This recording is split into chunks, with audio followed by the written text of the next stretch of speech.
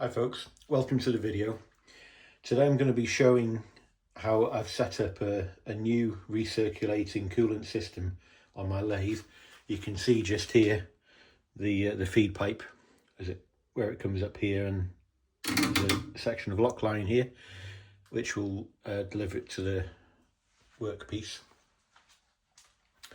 I'm using a coolant tank and pump system which I bought from Axminster Tools, so I'll just show you a screenshot here of the web page and you can see the pricing and so forth. On top of that, I've bought some plumbing spares and bits of materials that I've had lying around from other jobs. So yeah, a few quid on top of the price that you see there is what it's cost me.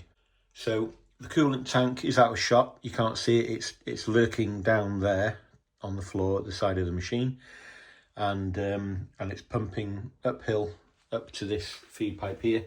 It's coming out here, and then the drain point is at the back of the machine on this Myford. So just over the back there's a drain hole. Hopefully you can see that well enough.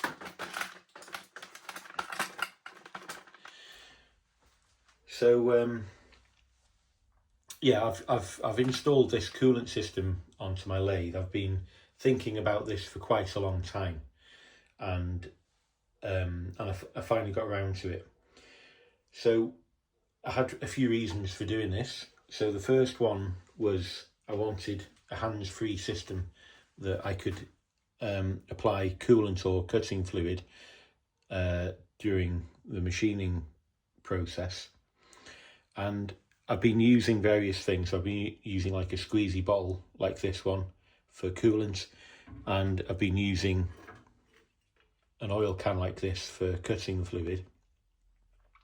And I'll talk a little bit more about the reasons I'd use one over the other in different circumstances. The other benefit of using a recirculating system is that you're not wasting the coolant. So when I was using only this and I didn't have the recirculating system before, I'd be going through bottles of this stuff and I'd have to mix more. So I'd mix a batch of them, so I'd have 3 or 4 bottles done at any one time, and I'd just go on to the next one. When the first one was empty, I'd go to the next bottle, and that just it's not a massive problem. It works completely fine. But anyway, so I had a few reasons for doing it. So I can be hands-free. It's a consistent flow of fluid, whether that's coolant or cutting oil, and it's recirculating. So they're the main reasons that I wanted to do that. Now, depending on what's happening, like I said, I might use coolant for some circumstances. I might use cutting fluid in other circumstances. So the coolant itself, it's a water-based coolant. So this is the stuff I use. I use the Morris Lubricants Supercut 1000. It's just what I happen to buy. I could probably use anything really. Anywhere between 4% and 10%. So I've gone for the 10% because I want as much oil in the coolant as possible. One of the downsides to coolant is whilst the oil content does act as it's not really acting as a lubricant because there's not much of it in there, but it is acting as a rust inhibitor. Now, as we all know, oil and water, they naturally want to separate, and in any catchment point where the coolant doesn't return back to the tank, so if there's any kind of nook or cranny somewhere in the machine, some catchment point, then over time that is going to separate, and potentially there's going to be some risk of corrosion where the water is in contact with bare metal. Coolant, as the name suggests, does pull the heat out of the workpiece, which is beneficial. So if you're machining steel, for example, that can generate quite a lot of heat. Then obviously it's beneficial to keep the workpiece cool, and also it reduces risk of damaging your turning tool. So if you're using high-speed steel,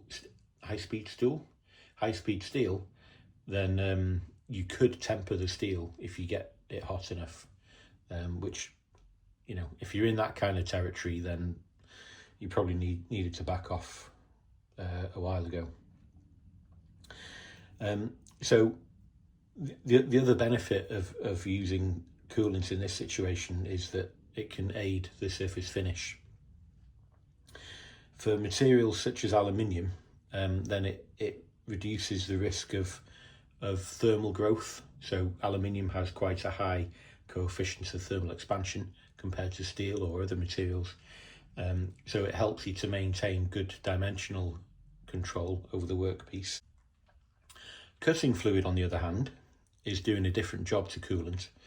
So cutting fluid doesn't generally offer a huge amount of cooling unless it's applied in the same way as flood coolant would be. Now, some people do this, and that's, you know, that is definitely one way of applying it. But of course, cutting fluid or cutting oil offers excellent lubrication, which is an important thing for materials like aluminium. I mentioned built-up edge, and this really helps to prevent the heat being generated, which tends to it's not really welding, but it bonds itself to the turning tool, and then the aluminium is trapped between, or the built-up edge that's aluminium is trapped between the turning tool and the workpiece, which isn't good. So that causes problems with poor surface finish at best. You know, it can lead to catastrophic failure of either the workpiece, the tool, or both, you know, or maybe even damage the machine. Another good example of cutting fluid for aluminium would be WD-40 or paraffin. You know, those are good options for aluminium. But a cutting oil like what's in here, you know, that would work pretty much for any material. There are some materials that are self-lubricating, in inverted commas. So materials such as brass or cast iron, you know, they don't really require any cutting fluid as such. So a coolant system as such, like this, is not essential in the home or hobby workshop, but there are benefits, as I've mentioned. So some of the alternative methods, you know, I've shown you here, like the squeezy bottle, the oil can. Some people use like a little container. So I've got an example here, an old pop can with an acid brush in it. And one thing I see some people doing on YouTube is they use an acid brush like this, and they'll hold it over the workpiece or on the workpiece whilst they're parting off. And it's really futile because the brush can only hold a certain amount of cutting fluid, and it probably reassures the person parting off, but it's really not doing much at all, to be honest. Other methods exist, such as mist coolant. So there are some benefits with this approach. So when you've got a constant flow of coolant, it kind of gets in the way. You can't really see what you're doing, and when it hits the workpiece, it does spin off, and you know, it can make a bit of a mess on the floor, a bit of a mess on you. So mist coolant is definitely a good alternative. There's enhanced visibility of the workpiece. You can see exactly what the machining, what the cutting tool is doing, which is definitely a benefit. There's going to be a reduced utilisation of consumables. So, you know, if it is a total loss system, but it will utilise much less than what I was previously doing with a squeezy bottle. The other thing that it does require is a compressed air supply. So that can be a bit noisy. It depends if you find it annoying or not. You'd probably get used to it. But it does require a compressor. And if your compressor is near where you're working, like mine is, when it kicks in, it scares me half to death because I never know when it's going to come on. And it is a bit annoying when that happens. I don't like it when the compressor kicks in. Okay, so we've got a bit of stainless steel in the chuck. So it's dead easy to turn it on. Press the on button. You can hear the coolant pump whirring away. And that just stops it, dead easy. And then if I bring you back to here, I can just keep that running in the background quite happily.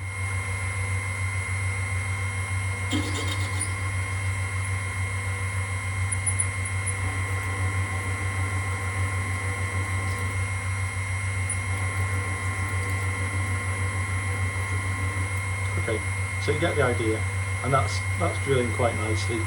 And I can tell that, you know, it's keeping the drill cool.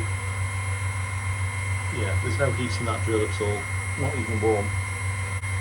And what we'll do now is I'm going to slow the spindle speed right down. So I always part off at a low spindle speed. And I'm going to just turn that coolant down a little bit more. I'm going to bring the coolant just above where the tool contacts the work. About there is about right, I think. So this is in with power cross feed. So I've got a consistent feed rate and it's being cooled. Okay, so you can see some steam being generated, but, well, there was, but not anymore.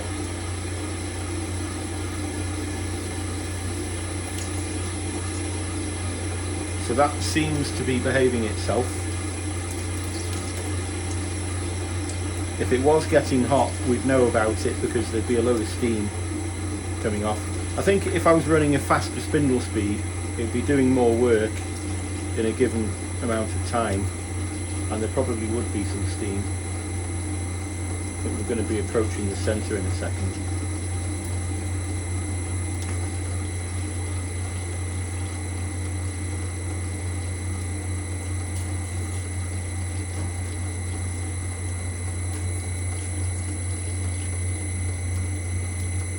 So you can see I've got two hands going on here. I've got one holding this little screwdriver to catch this workpiece, and the other one was to deactivate the power cross feed, which is down here. So you can see having two hands free is really handy. Okay, and there's the workpiece. It's not even warm to the touch, so that's gone quite well, I think. Now, in comparison, I'll do the same thing, but with cutting oil, and we'll get an idea of the difference. Now, obviously, I'm not going to be automatically feeding the cutting oil, but I'll just show you my approach to how I would feed it. I'm going to activate the power feed and start feeding it with oil. I'm going to come over this side so you can see better. So I've got one hand on the power feed knob to disengage it if I need to.